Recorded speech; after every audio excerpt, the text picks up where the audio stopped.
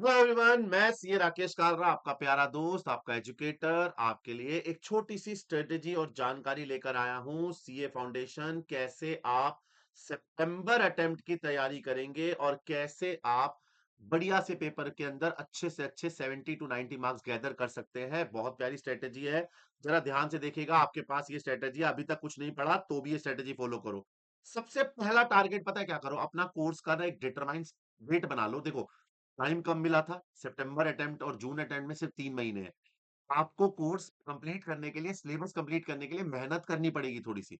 आपको वाईटी से, plus classes से, पहले मेरी क्लासेस कंप्लीट करके 31 जुलाई आप अपना एक लास्ट डेट बना लो, जिस दिन आपका बैकलॉग कंप्लीट हो जाना चाहिए। अगर अभी भी लाइव क्लास के साथ भी तुम्हारा कोई बैकलॉग चल रहा है, तो एक डेट अपने दिमाग में फिक्स कर लो कि जिस डेट तक वो बैकलॉग कंप्लीट हो जाना चाहिए। अगर अभी भी कोई बैकलॉग है, तो याद रखना एक डेट जब तक नहीं डिसाइड करोगे, पेपर के आखिरी दिन बैकलॉग चलता रहेगा, सिलेबस कंप्लीट नहीं होगा। तो मैं आपको एक डेट दे रहा हूं, आप इसको +2 डेज, -2 डेज या कर सकते हो। एक डेट अपने दिमाग में लेके चलो कि आपको 31 July is your last date, जिस दिन आपको अपना सिलेबस कंप्लीट करना है। इस डेट आपका सारा सिलेबस पूरा हो जाना चाहिए एट एनी कॉस्ट।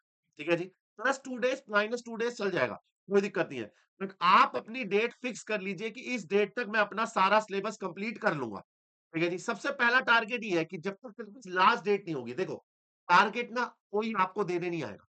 मैं अगर तुझे बनाकर बोलूं कि चल मैं तेरा टाइम टेबल बना देता हूँ, सुबह इतने बजे उठना है, फिर ये पढ़ना है, फिर ये पढ़ना है, वो पढ़ना है, 3 दिन बाद वो टाइम टेबल खराब हो जाएगा। कारण, तो जेनरिक टाइम टेबल सबके लिए एप्लीकेबल नहीं होता यार। एक जेनरिक टाइम टेबल सबके लिए थोड़ी एप्लीकेबल हो सकता है। आपको अपना टाइम टेबल खुद बनाना पड़ेगा। आपको अपने आप को टारगेट देना पड़ेगा कि मैं ये चैप्टर 3 दिन में कर लूंगा, पुरानी वाली रिवीजन कर लूंगा। टाइम टारगेट आप दोगे अपने आप को, मैं आपको टारगेट नहीं दे सकता। मैं आपको बता सकता हूं कि टारगेट कैसे होने चाहिए। अचीवेबल टारगेट आपको डिसाइड करने पड़ेंगे, तो आप अपना टाइम टेबल बनाओ। मैंने आपको बैकलॉग डेट दे दी कंप्लीट करने के लिए, 31 जुलाई ये लास्ट डेट है आपकी, इसको कंप्लीट करो। उसके बाद मेरा रोड मैप क्या रहेगा, जहां पर मेरा टाइम आएगा काम क्या, कि सबसे पहले मैं आपको ये वन शॉट की सीरीज जो यूट्यूब पे चला रहा हूं, अभी प्रेजेंटली एनपीओ चल रहा है। देन उसके बाद सिंगल एंट्री चलेगा, देन रिडम्पशन ऑफ डिबेंचर और रिडम्पशन ऑफ प्रेफरेंस शेयर चलेगा, लास्ट में एक और चलेगा हमारा बोनस एंड राइट इशू। ये वाईटी पे हमारा चलता रहेगा। एनपीओ के बाद single entry, then redemption of debenture, then bonus. ये पूरा वन शॉट सीरीज आएगी। और वन शॉट का मतलब ये ऐसा नहीं है कि वन शॉट के तरीके से करा रहा हूं, पूरा स्टडी मटेरियल करा रहा हूं मैं। इसकी फिक्स स्टडी है, कैसे कराऊंगा ये दिखाऊंगा। इसके बाद मेरा ये खत्म होते ही मेरा फेवरेट, अपने जूनियर स्टूडेंट से पूछना, 101 क्वेश्चन की सीरीज आती है हर साल, और पेपर में क्वेश्चन आता है इसमें से। हर बार क्वेश्चन आते हैं, 101 की सीरीज चल रही है। वो 101 इंपॉर्टेंट क्वेश्चन आते हैं मेरे, जिसका हर टीटीएस में क्लास होगी 430। अभी इस 430 में वन शॉट चल रहे हैं, और जैसे ही ये वन शॉट पूरे हो जाएंगे, इसके बाद 101 की सीरीज चलेगी। ये कंप्लीट होने के बाद आप मेरे साथ एमटीपी कहेंगे। मोस्ट लाइकली पहला एमटीपी आपका 18 अगस्त को आ जाएगा, नहीं तो डेट ऊपर नीचे हो सकती है। वाईटी पे दोनों के दोनों एमटीपी करेंगे, वैसे इसमें 3 आने वाले हैं। तो 3 में से एक मैं आपके साथ करता हूं स्पेशल क्लास में, आप सॉल्व करते हैं, मैं साथ साथ रहता हूं, और बाकी 2 मैं यहीं पे सॉल्व कराऊंगा। लास्ट में एग्जाम मैराथन के टाइम पे मैं आपको इंपॉर्टेंट क्वेश्चन की सीरीज दूंगा, जो आप बढ़िया बढ़िया इंपॉर्टेंट क्वेश्चन करेंगे। काउंटिंग थ्योरी कराऊंगा, इसकी 3 आवर्स की क्लास होती है, जिसमें 3 घंटे में सारी अकाउंटिंग थ्योरी कंप्लीट। इस बार के जून वाले पेपर में मेरी अकाउंटिंग थ्योरी में से पूरा पेपर आया था, पूरा इस 3 घंटे की क्लास में सब कवर कर दूंगा। और लास्ट में गेस्ट पेपर 1 और गेस्ट पेपर 2। ये तो तुम्हारे आरकेजी बाबा की यूएसपी है यार। तो ये मेरा पूरा रोड मैप है आपके एग्जाम तक का, कि कैसे वन शॉट आएंगे, देन 101 की सीरीज आएगी, देन एमटीपी आएगा, एमटीपी के बाद एग्जाम मैराथन आएगा। तो एक बार आराम से स्क्रीनशॉट ले ले, मैं आराम से दिखा देता हूँ वन शॉट के अंदर कौन कौन से चैप्टर है, देन 101 की सीरीज कब आएगी, उसके बाद एमटीपी, और लास्ट में एग्जाम डे मैराथन चलाएंगे हम इसके बाद। ठीक है जी। आपको अगर मार्क्स अच्छे चाहिए तो आपको करना क्या है, देखो आपको करना क्या है ना, अगर अकाउंट्स की स्ट्रेटेजी में अगर आपको मार्क्स अच्छे चाहिए, आप ना अपने सिलेबस को 2 हिस्सों में बांट लो। ठीक है, 2 हिस्सों में बांट लो। सबसे पहले जो ये न्यू सिलेबस आया है ना, न्यू कंटेंट आया है, पहले इस न्यू कंटेंट को मत छोड़ना। जून वाले अटेम्प्ट में भी इसमें से पेपर की वेटेज आई थी कम से कम 40 से 50 नंबर की। जैसे डिसोल्यूशन का नया वाला पार्ट इंसॉल्वेंसी। अब मैं आपको कमाल की बात बताऊं, जून अटेम्प्ट में इंसॉल्वेंसी का क्वेश्चन नहीं आया, ना तो पीस मील का आया ना इंसॉल्वेंसी का आया, तो इस बार आने के चांसेस बहुत ज्यादा है, डिसोल्यूशन में वो करेंगे। उसके बाद आपको इसके अंदर करना चाहिए सिंगल एंट्री, जो बिल्कुल नया आया, इस बार भी इसका क्वेश्चन बहुत आसान आया था। सिंगल एंट्री के बाद redemption of debenture, redemption of preference share, bonus and right. ये 5 चैप्टर को अपनी प्रायोरिटी बना लो कि सबसे पहले तो मुझे ये 5 चैप्टर करने हैं। 40 से 50 मार्क्स तो इसी में कवर हो जाएंगे आपके, ठीक है जी। उसके बाद कुछ इंपॉर्टेंट चैप्टर्स हैं जिन पे ज्यादा ध्यान देना, इंपॉर्टेंट कंटेंट या इंपॉर्टेंट चैप्टर, जैसे कि पार्टनरशिप 20 नंबर का आता है, मैं डिसोल्यूशन के अलावा बाकी पार्टनरशिप बोल रहा हूं। फाइनल अकाउंट और एनपीओ, ये आपकी सेकंड प्रायोरिटी में होना चाहिए, मतलब ये आपकी फर्स्ट प्रायोरिटी, ये आपकी सेकंड प्रायोरिटी। थर्ड प्रायोरिटी में आप छोटे चैप्टर रखना, डेप्रिसिएशन, बीआरएस, रेक्टिफिकेशन, है ना, बिल्स ऑफ एक्सचेंज, ये सब आपकी थर्ड प्रायोरिटी में होना चाहिए। कुछ बच्चे देखे मैंने जो फिरने लग जाते हैं, सर मैंने तो कैश बुक ही नहीं पढ़ा, मैंने सब्सिडरी नहीं पढ़ा, मैंने अकाउंटिंग, अब भाई वो फोर्थ प्रायोरिटी है, वो चौथे नंबर पे, 5 नंबर का क्वेश्चन आना है उसमें से। तो आप अपने आप को स्ट्रेटेजाइज करो ना कि पहले क्या करूंगा, बाद में क्या करूंगा, बाद में क्या करूंगा। और तूने प्रॉपर स्ट्रेटेजी ही नहीं बनाई तो फंस जाएगा। मेरी बात समझ, पर स्ट्रेटेजी क्या होती है, आप मेरी बात नहीं समझ रहे। 100% कंटेक्ट करके जा रहा है तू, तेरे पास अच्छा समय है, कर चुका है, बहुत बढ़िया। समय कम है, प्रायोरिटी देगा ना, जो काम ज्यादा इंपॉर्टेंट है वो पहले किया जाता है। मेरी बात समझ रहे हैं? मान लीजिए फॉर एग्जाम्पल तू घर में है, मम्मी ने बोला बेटे ओ देख बहन गिर गई और पानी की बोतल भर दे, तू क्या करेगा, पहले पानी की बोतल भरेगा फिर गिरी हुई बहन को उठाएगा नीचे जमीन से?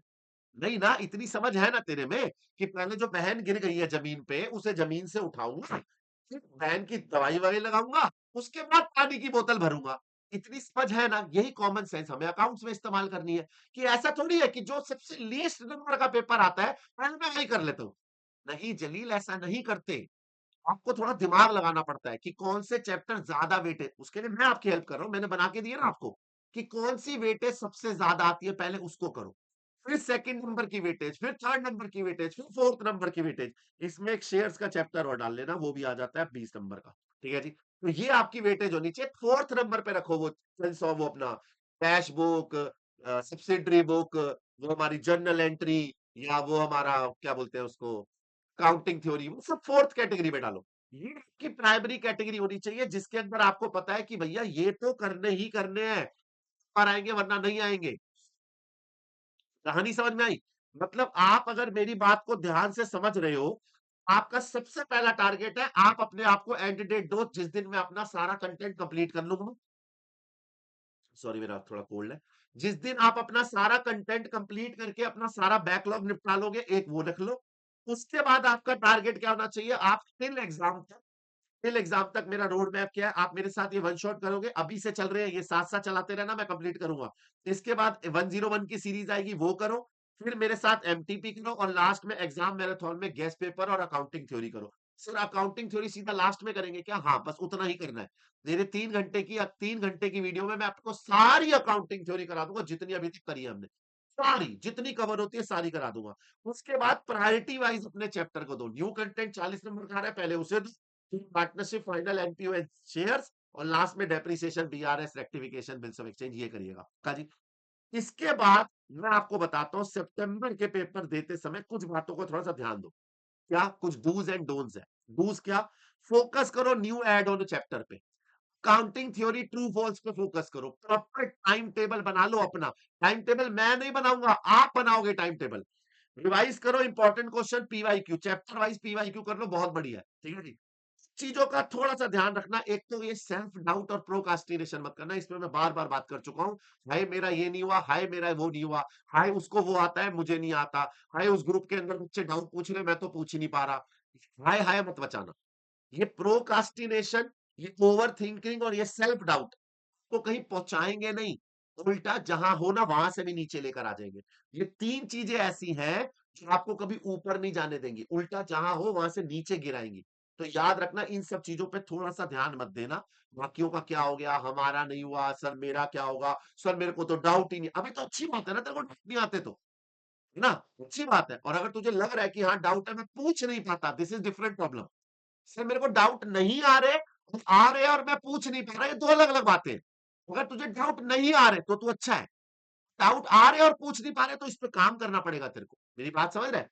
समझ रहा है? ऐसे नहीं कि सौ अब वही वाली बात है ना, एग्ज़ाम हॉल में बैठे हो, तुमने पहले पहली शीट कंप्लीट करके 4 पन्ने भरे हैं और किसी ने पीछे से बोला मैडम एक्स्ट्रा शीट, तो तुमने बोला हाय! हाय! उसकी एक और शीट, तो क्या करेगा उसने एक्स्ट्रा शीट भर ली तो? तेरी पहली जो शीट है उसपे तो ध्यान दे। अगर तूने यही ध्यान उसपे लगाने बैठ गया कि हाय उसने तो 2 शीटें भर ली, मेरी तो पहली ही चल रही है, तो तेरी पहली भी कंप्लीट नहीं होगी। समझा? ये होता है प्रोक्रास्टिनेशन। दूसरों की तरफ ध्यान मत दो ज़्यादा। आप अपने पे देखो, आप अपना चेक करो, सेल्फ डाउट मत करो। और मैं आपके लिए अंत तक आपके साथ हूँ, सक्सेस उसी पे डिपेंड करती है जो एफर्ट करता है। अगर एफर्ट प्रॉपरली मारोगे ना, तो सक्सेस अपने आप आएगी। तो थोड़ा-सा एफर्ट पे ध्यान दो, टेंशन मत लो, सब कुछ बहुत बढ़िया जाएगा। मैं हूँ ना मैं, ठीक है? तो मस्त सी स्ट्रैटेजी है, इसको फॉलो कीजिएगा, वीडियो सेव कर लीजिएगा, दोस्तों के साथ शेयर कीजिएगा और बढ़िया से लाइक कमेंट कीजिएगा। मैं मिलता हूँ आपसे, मैं आपका सीए, आपका दोस्त, आपका एजुकेटर सीए राकेश काला लेता हूँ विदा। Bye bye, take care.